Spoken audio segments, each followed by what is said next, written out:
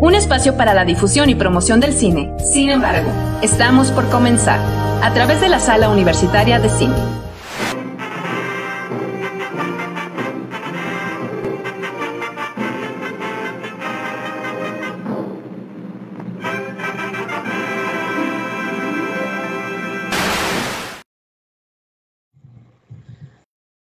Hola, ¿qué tal? Muy buenas tardes, bienvenidos a un episodio más del programa Sin embargo. Los saluda en la voz a quienes nos escuchan por la estación de Radio WAP, 1180 de amplitud modulada, Mónica Cristerna, y pues ya estamos en el penúltimo episodio de esta temporada de Sin embargo. Esperamos pues tener ustedes y acercar el cine a esta parte de la República, sobre todo promocionar el cine mexicano pues por medio de Radio WAP. También saludo a todas las personas que se están conectando a la transmisión de Facebook Live y a quienes nos están escuchando por internet a través de mixlr.com/Radio WAPS. Quiero agradecer a Brisa Mendoza, que está en los controles, y a Yasmín Rodríguez por el espacio. Y bueno, sin más preámbulo, el tiempo apremia, es un espacio de 30 minutos. Quiero iniciar este programa presentando a nuestro invitado. Él es Julián Hernández, director de cine mexicano, que nos viene a hablar sobre su más reciente obra, que es La diosa del asfalto. Hola, ¿cómo estás, Julián? Muy bien, muchas gracias. Muy contento de estar con ustedes. Gracias por haber aceptado la invitación a este programa. Al contrario, encantado siempre. Bueno, Julián, tuve la oportunidad de escuchar de tu película pues en meses pasados, ¿no? Y poder estar pues al pendiente, ¿no? De cuando saliera, porque tenía muchas ganas de verla y la pude ver en el Festival Internacional de Cine de Morelia. Estuvo por medio de Cinépolis Click. Y bueno, me interesó bastante, me gustó bastante la película, y por eso pues decidí contactarte para ver si te podíamos tener en este espacio y poderle hablar a todas las personas que son de esta parte de la República sobre La diosa del asfalto, ¿no? Entonces, bueno, sin más preámbulos, me gustaría saber y conocer cómo fue que llegó esta historia a ti. Tenemos entendido que es una historia escrita por Inés y por Inés Morales y Susana Quirós. ¿Cómo te acercaste a ellas y decidiste pues llevar esta historia a la pantalla grande? Bueno, Inés y Susana, y con Roberto y conmigo, que nos conocemos desde mediados de los años 90, ¿no? Todos empezamos a hacer nuestros primeros trabajos en aquellos años. Ellas tenían un grupo que no se me escapa el nombre ahora, pero bueno, era un colectivo feminista que hacía videos documentales sobre causas feministas, digámoslo, ¿no? Ya en los 90s, a mediados de los 90s. Desde ese momento nos conocimos para un proyecto que se llamó en el año 2000, a finales de los 2000, aunque ya nos conocíamos de antes, Diminutos del Calvario, un proyecto de 10 cineminutos al que nos invitó Valentina Leduc y Juan Carlos Rulfo. Y bueno, encontramos después de años en que estuvimos haciendo cosas distintas por nuestro camino cada quien. Pero 10 años después, ya que yo había tenido la oportunidad de hacer 3 películas, Mil nubes de paz, El cielo dividido y Rabioso sol, rabioso cielo, me invitaron a formar parte de un comité de selección en el IMCINE para evaluar y seleccionar líneas argumentales, ¿no? Destinadas a convertirse en guiones, por supuesto. Entonces, entre las numerosas propuestas que había una que me gustaba mucho y que era La diosa del asfalto. Una vez que seleccionaron, que el jurado estuvo de acuerdo en apoyar esa línea argumental para que se convirtiera en guión, supe que era de Susana y de Inés y pues me dio mucho gusto, ¿no? Eso propició de alguna forma a que me invitaran a ser de alguna manera su colaborador, asesor, platicador del guión, ¿no? Y ayudarles o acompañarlas en el transcurso en el que ellas escribieran la historia, ¿no? Que era una historia muy poderosa y que conectaba conmigo porque de alguna manera formábamos o veníamos de un medio social muy parecido, ¿no? Habíamos vivido muy cerca, separados por una barranca, ¿no? Pero habíamos vivido muy cerca cuando yo era joven, ellas ya eran adolescentes, pero bueno, nos conocíamos desde entonces. Participé en ese guión y ellas, una vez que tuvieron terminado o avanzado el guión, lo metieron a varios mecanismos de apoyo y de financiamiento y nunca resultó. Pasaron muchos años, quizás desde el 2009 más o menos que empezaron a escribirlo hasta el 2018, 17 más o menos, 16, 17, en que ya estaban ellas muy desilusionadas porque no habían podido levantar el proyecto ya teniendo el guión terminado y habían decidido abandonarlo. En ese momento es cuando yo aparezco, hago mi aparición y dije, a mí siempre me ha gustado ese guión, si ustedes ya no tienen interés o están muy desanimadas y no quieren hacerlo, ¿no? Nosotros como casa productora les habíamos ayudado en algún momento a armar un taller con actores, a organizar unas carpetas para que pudieran presentar el proyecto. Pero ellas ya estaban muy desanimadas, entonces yo les dije pues que a mí me interesaría que si nos daban la oportunidad de presentarlo y a lo mejor conseguir los recursos para hacerlo. Y afortunadamente fue como logramos conseguir el financiamiento para realizar la película. Ellas siempre estuvieron muy cerca de la realización, desde la preparación, cualquier cosa que yo tenía duda, duda o pregunta, pues acudía a ellas inmediatamente y estuvieron muy cerca de la preparación y del rodaje de la película, ¿no? Perfecto. Oye, y algo que también me parece muy relevante, pues nosotros que no vivimos en el centro del país, yo desconocía totalmente que este grupo que mencionas en tu película, bueno, que estaba inspirado, está en un grupo real, ¿no? Las Castradoras de Santa Fe se llamaba. ¿Me podías platicar un poco de esa parte? Ya, los grupos, las pandillas, las bandas de mujeres existieron desde siempre, ¿no? Lo que cuenta Susana, principalmente, que es quien estuvo muy cerca de los acontecimientos reales que de alguna manera inspiraron esta historia, es que sí que en algún momento a finales de los 70s más o menos, ellas eran como novias y compañeras de la banda de Los Panchitos, una banda muy famosa que hizo de las suyas, hasta una película tienen, o varias, ¿no? Dentro del cine mexicano, una muy famosa de Arturo Velasco, que se llama La Banda de Los Panchitos, pues hicieron sus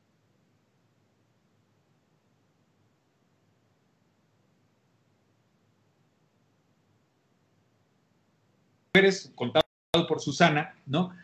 Pues como que decían, pues está bien que seamos las novias y no sé qué de los chavos, pero nosotras también queremos tener nuestra propia identidad, ¿no? Y entonces así es como cuenta, que pues se organizaban en grupos, había grupos, como siempre los hay, pues, pero que en algún momento decidieron que iban a establecer su identidad, iban a decir, nosotras somos tales y ustedes son tales, y así había varias bandas en aquel.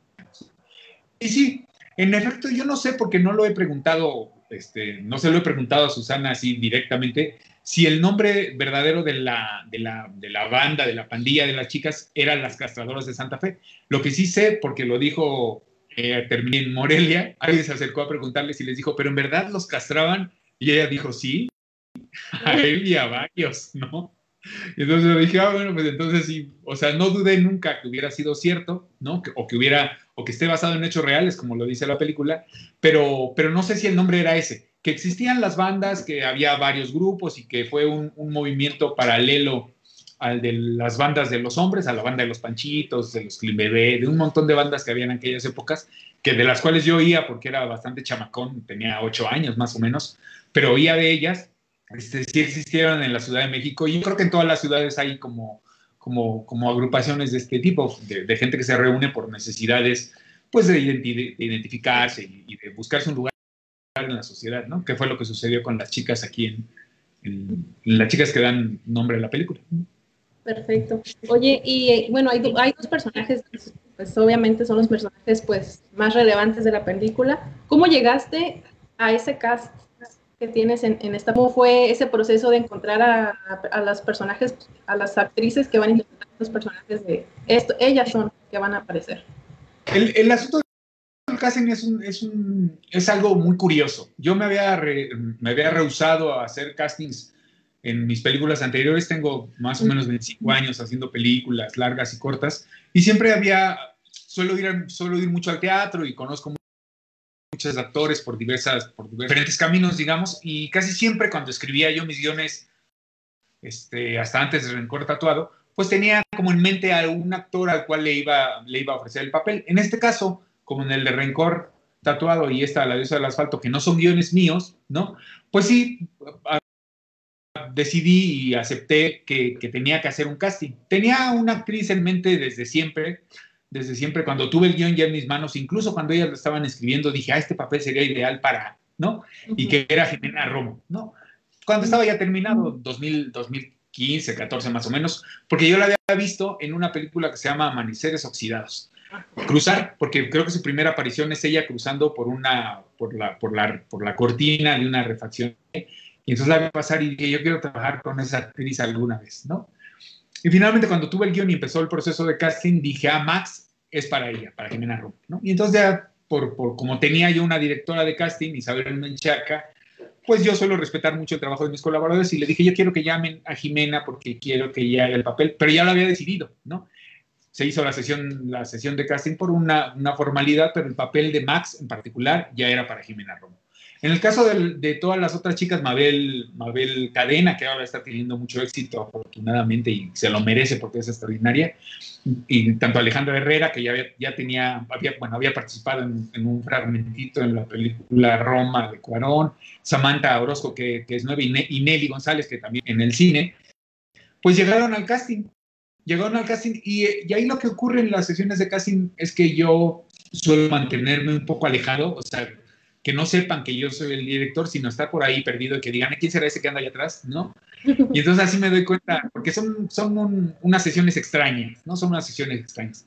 Pero lo que ocurrió con todas y cada una de ellas es que cuando entraron, dije, ella es tal, ¿no? Y así fue, o sea, cuando entró Mabel, fue muy impresionante su casting, ¿no? Yo estaba muy desconcertado así porque estaba muy impresionado de lo que podía hacer en una sesión de casting que de por sí es una situación difícil, pero dije, ella tiene que estar en la película, y me sucedió lo mismo con Samantha y con Alejandra, que fue también muy impresionante su sesión de casting, y con Nelly, ¿no? Como que dije, ella debería ser tal, y aunque vi alrededor, vimos junto con el productor y la directora de casting alrededor de 60 actrices, ¿no? O más, ¿no? Yo creo que más, muchísimas actrices, todas extraordinarias, porque afortunadamente el cine mexicano y la escena mexicana tiene como muy buenos elementos, los que están saliendo de las escuelas son increíbles, ¿no?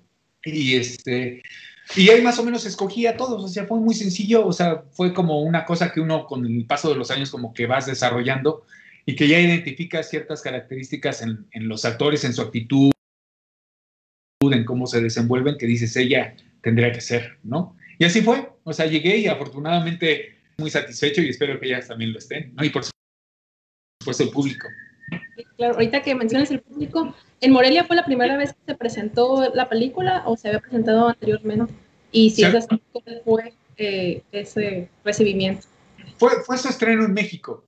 Su estreno en México. Días antes, una semana antes más o menos, había tenido una función en París. Bueno, en París no, en Niza, ¿no? En un festival como se están desarrollando ahora, que son entre presenciales y virtuales, ¿no? Entonces había tenido una función presencial en Niza y después iba a tener una en París, o tuvo, porque eso ya pasó. Pero en México fue la primera. Fue la primera función que tuvo la película en México. Perfecto. O sea, que no sabía, también es una cosa curiosa y que digo porque es la primera vez que lo hago, que es la primera vez en el público, de las mías, pues, ¿no? Que yo haya ido, nunca lo había soportado. Con esta película que apelaba yo y que estaba buscando otras, ¿no? Otra manera como de relacionarme con el público, a diferencia de mis películas anteriores, como que, pues, el cambio debe estar desde el principio y voy a verla con el público, ¿no? Y entonces la pude ver, ¿no? Con las demás había sufrido siempre muchísimo. Todo lo que ocurre en la sala era muy angustioso, pero con esta no. O sea, eso pues es porque causa mucha curiosidad porque la mayoría de los directores dicen eso. Me dicen eso. Me gusta ver la película cuando la presento al público. ¿Por qué? No. ¿Les gusta o no les gusta? No les gusta. No les gusta. Yo creo que, no sé, es difícil saber. Lo que sucede es que tú sabes lo que está ocurriendo, de alguna manera lo organizaste y junto con tus colaboradores lo creaste, y entonces sabes dónde estás satisfecho y dónde no sé qué. Pero bueno, sabes dónde la película puede tener, de acuerdo a una lectura Pues sí. De público convencional, donde puede fallar o donde el público a lo mejor se puede aburrir si no está suficientemente concentrado o donde se puede perder la trama, y entonces todo eso hace que te la pases muy mal, la verdad. Y yo en particular, que las películas anteriores son, digamos, películas más demandantes, ¿no? O sea, que son, no digo que esta no lo sea, esta tiene otras virtudes distintas a aquellas, pero creo que sí, que mis películas anteriores, desde la duración, ¿no?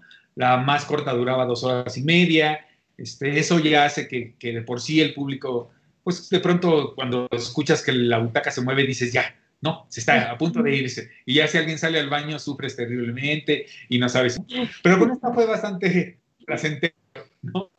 A ver, por la situación, pues dije, voy a aprovechar, ¿no?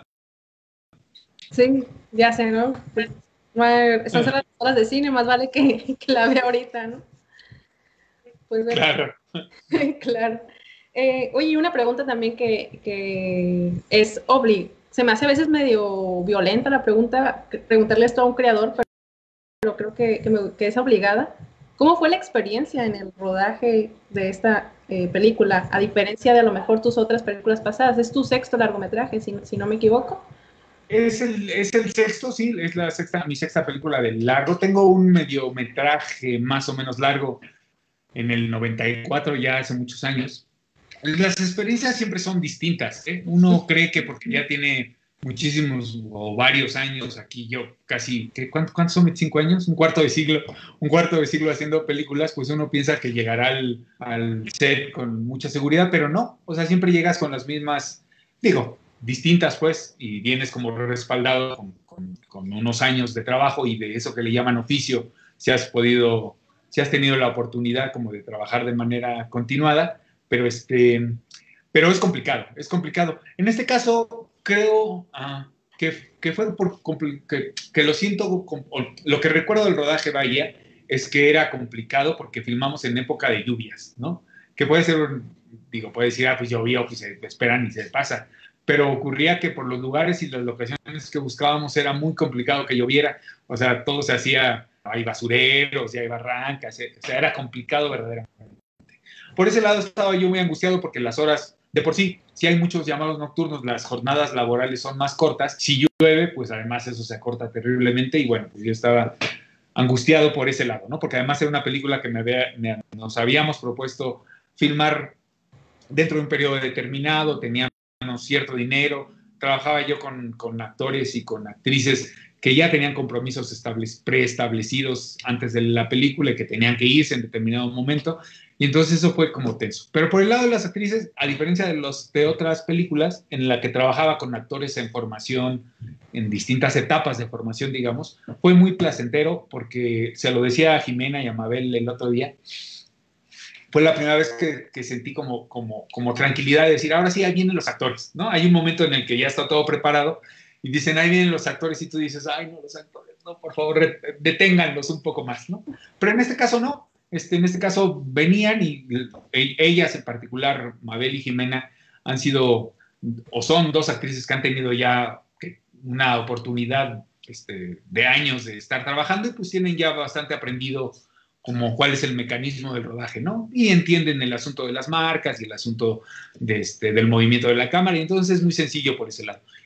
Y por ese lado, en el lado de la actuación de los intérpretes, digamos que fue muy, muy satisfactorio, muy placentero, muy tranquilo, a diferencia de todo lo demás que ocurría por el medio ambiente, digamos, ¿no?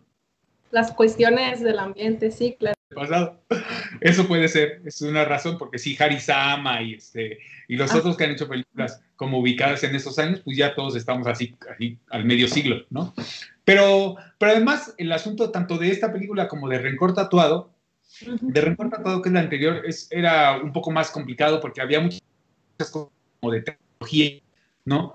Y entonces a mí la tecnología en el cine siempre me parece que hace envejecer las películas muy rápido, ¿no? Muy pronto. Y aparte, como era un thriller, hablo de Rencor Tatuado, como era un thriller y hay investigación, con todos los asuntos y los gadgets que existen en la actualidad, pues eran los cines. Y esa es la razón por la que está ubicada en esa época. La fundamental es que a las guionistas les interesaba contar un acontecimiento personal que ocurría en esa época, ¿no? Okay, Porque por el otro lado no es sencillo, o sea, si fuéramos otra cinematografía, pues diríamos, bueno, época, pues no importa, vamos a hacer época. Pero aquí hacer época, saquen el dinero y suelten los billetes, ¿no? Pero aquí hacer época es imposible, ¿no? Ya todos saben y se dice por ahí que hay un set en Roma, ¿no? En Roma de Cuarón, que costó 20 millones de pesos, ¿no? Un set de una secuencia por ahí. Y es con lo que nosotros hacemos las películas aquí, ¿no? Películas completas, todas pagándole a los actores. Ahí se ocupó porque había presupuesto en la construcción de un set. Está bien, si hay dinero y se gasta bien, pues está padre. Pero es difícil. A lo que voy con esto es que hacer época es difícil. Y pues bueno, sí, no creo, sí, más bien creo que hay todos estos elementos como de fondo para elegir hacer una película que no se desarrolle en la actualidad. Ok.